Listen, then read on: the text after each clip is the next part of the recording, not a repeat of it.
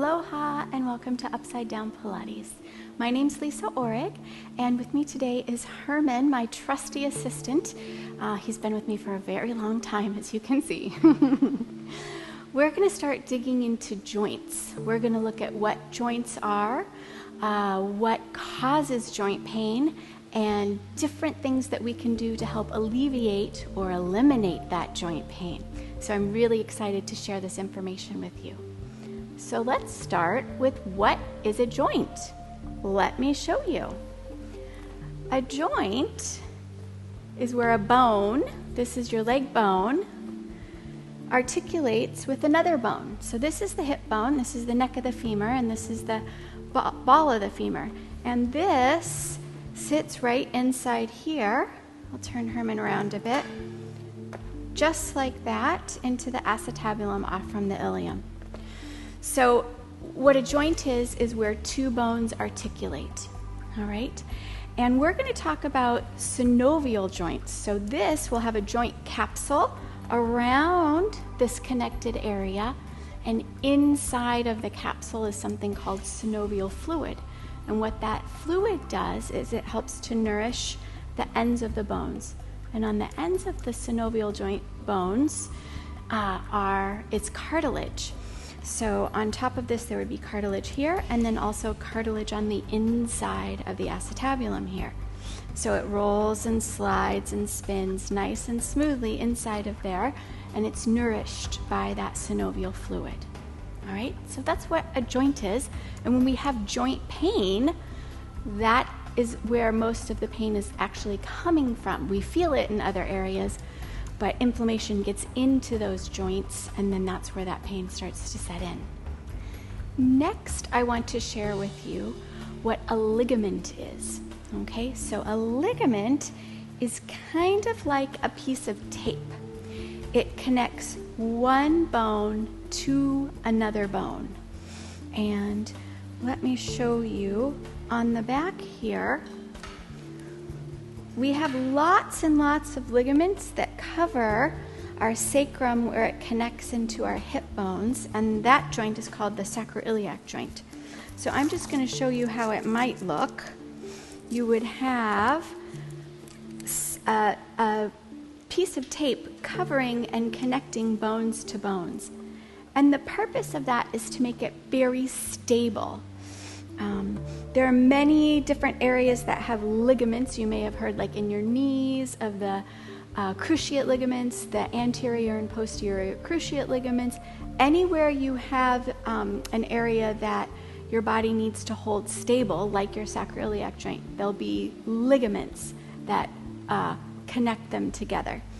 The thing with tape, I'm going to take this off here, is it doesn't stretch, right? It'll rip and tear, but it doesn't stretch. So these are things that we do not want to overstretch, because they will tear, or they'll stretch out and then they don't come back because they don't have a contractile component. All right? Now, let's talk about what a tendon is. Okay, so a tendon is where the muscle comes together at the end to attach to a bone. So let me show you. We'll pretend that this is our muscle, and the fibers come together at the end, and they get very thick.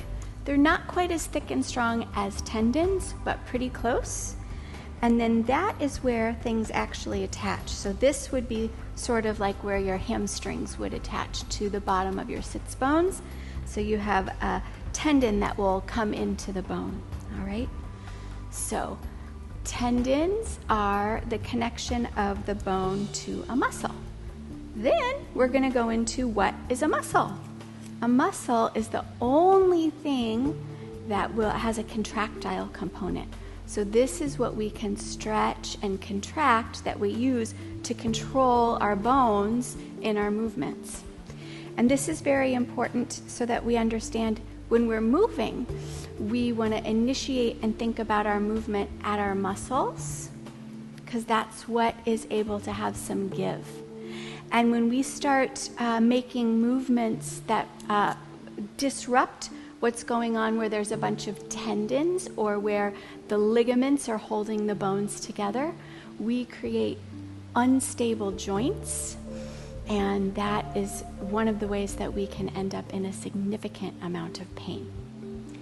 So now we want to know, what is joint pain? Why do we get pain in our joints? The burning question from everyone who walks through my door almost. There are several answers to this. It can be a neuromuscular misalignment or an improper usage of the muscles moving the bones through space. The inflammation can come from an injury. The inflammation can also be an autoimmune response, and we're going to talk a little bit about that later. So there's many different ways that we can get inflammation in the joints. Now, when we're talking about how our joints move, we discuss something called arthrokinematics. So arthrokinematics means how the bones move against each other inside of the joints. So I'm going to use our hip joint again. Each joint has a different orientation that it moves in, but we talk about the roll, the slide, and the spin in each of the joints, and everyone is a little bit different. So roll is when let me show you here, it would roll across like this. Now, if we only had a roll in our hip joint, our leg would go flying out. So we have more than that. Then there's the slide. So it would be a slide, which it would move like this, or there can be a spin where it would rotate around itself. So in our hip joint, we use a roll, a slide, and a spin to stay nice and easy inside of our hip socket. So if we're going to bring our leg to the front, it will roll forward, slide back, and then spin a little bit at the same time, and then that will bring our leg up, and this ball will stay right inside of there. Now, our muscles need to be trained to do that properly. And when we have some muscles that are weak and other muscles that are overstrong, or some muscles that are overstretched and other muscles that are overtight, that roll, slide, and spin can be compromised, and you get more of a slide or more of a roll, and then the bone starts to hit into places on the other bone that it shouldn't be hitting. So people who are constantly stretching their hamstrings but have shortened hip flexors and psoas muscle are going to be predisposed to needing a hip replacement because the roll, slide, and the spin in the hip socket may be off. So that's kind of how that works.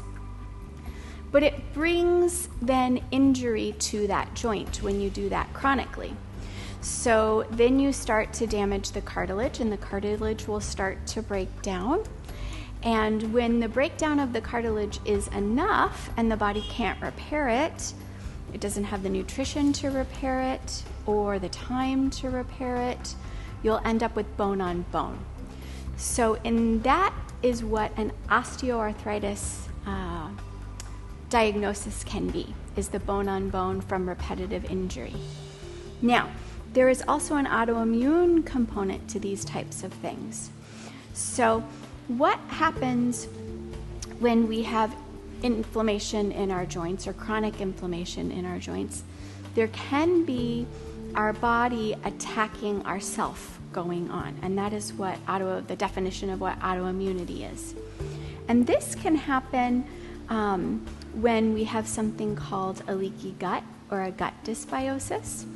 This can happen when toxins from our bodies start depositing themselves in parts of our joints. And this can happen with something called molecular mimicry. This is when our body confuses foods or other substances, proteins, for our joint proteins.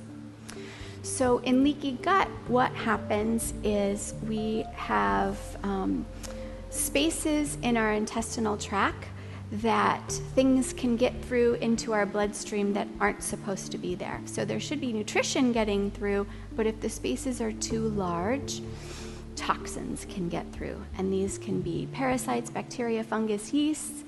These can be things called lipopolysaccharides. So that is when the breakdown happens of our bacteria in our microbiome. If it's a toxic bacteria that's breaking down, those toxins will go through the intestinal tract and they'll get into our joints. That's one of the places that they go. So if you eat tomatoes and potatoes and eggplants and any other foods that have solanine in them or in the nightshade family, and they get through your intestinal tract into your bloodstream, your body sometimes may tag them as a similar protein to your joint tissue. And this happens in people who have rheumatoid arthritis. So for some reason, their proteins in their body are very similar to the nightshade family and the solanine family. And the body will see that come through in a leaky gut situation, and they'll go, oh no, there's foreign substances in our body, and it sets off your immune system response. And then over time, the body may get confused between your joints and the food. So that's why people who have rheumatoid arthritis, they take out the nightshade plants and they feel significantly better. Then they have to go back and heal their leaky gut so that when they eat those foods, they don't go through into their bloodstream and confuse their immune system. So those are some of the major ways that we start to have joint inflammation and joint pain. We may have neuromuscular misalignments or misusage of the joints. We also may have that chronic autoimmune inflammation going on in which our body starts to attack our joints, being confused by having toxins in our system constantly. Upside-Down Pilates Unlimited. Get Upside-Down Pilates uninterrupted with no commercials or ads. For a limited time, we are offering a special early bird discount at less than 17 cents a day. And you can lock in your rate forever. We'll keep adding new lessons. At Upside-Down Pilates Unlimited, you can watch all the full 1-hour episodes of Upside-Down Pilates on all your devices. Roku, Apple TV, Android, select smart TVs, iOS, Amazon Fire Stick, the web, and more. Anywhere the Vimeo app is supported. The next best thing to taking lessons with me. Plus, this is a great way to help support the channel and help keep us making great content. Upside-Down Pilates Unlimited, everywhere, anytime, commercial-free, affordable. Visit www.upsidedownpilates.com to sign up now.